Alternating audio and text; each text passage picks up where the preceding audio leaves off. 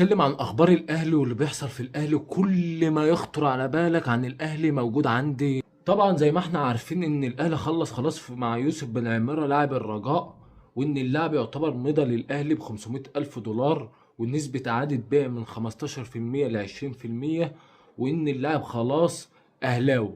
بس وليد الكارتي عشان هو لاعب بيلعب في الفريق الاساسي والكبير في المنتخب المغربي، فوليد الكارت رفض انه يخرج من المعسكر التدريب. فالاهلي بعت مندوب عشان يخلص مع يوسف بالعمارة، يعتبر الموضوع خلصان.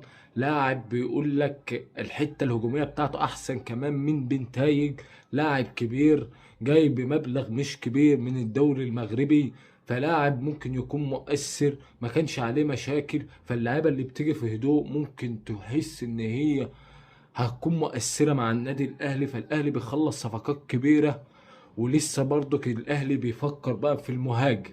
الأهلي عنده مشكلة في المهاجم، احتمال كبير. وشوبير طلع على الراديو وقال لك إن جليتشار خلاص 99% هيكون بره النادي الأهلي، وإن الأهلي بيفكر في مهاجم. فالأهلي بيفكر دلوقتي في إبراهيم ديباتيه، وعلى حسب الأخبار اللي طالع إن سيد عبد الحفيظ بنفسه سافر عشان يخلص مع إبراهيم ديباتيه، وان اللاعب احتمال كبير يكون هو المرشح الاول انه يكون هو المهاجم الرسمي للنادي الاهلي الفتره الجايه. وان الاهلي بيحاول يتعاقد معاه في الشتاء، مع تذبذب طبعا جليتشار ان هو مش في مستواه ومش هو على قد القدر انه يكون هو المهاجم الرئيسي للنادي الاهلي. وبرضك نفس الحكايه في محمد شريف اللي كان متالق في الماتشات الوديه قبل المباراه، قبل الموسم، وكان بيجيب اجوام، وهو اختفى مره تانية على طول مع بدايه الموسم، ما لعبش الا ماتش الاهلي والزمالك في الدوري، وبعد كده اختفى حتى مع منتخب مصر في كاس العرب، كان مستواه متذبذب.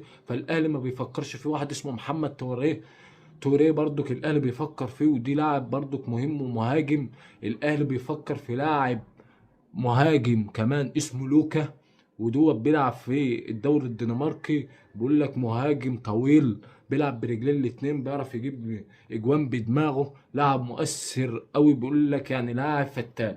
فالاهلي بيفكر في حتة المهاجم بشراسة. الاهلي ما بيفكرش الا في مهاجم يكون تحته زيزو، تحته تريزيجيه، تحته بن شرقي، فبيكون الحوارات هيكون لاعب خطير قوي للنادي الاهلي.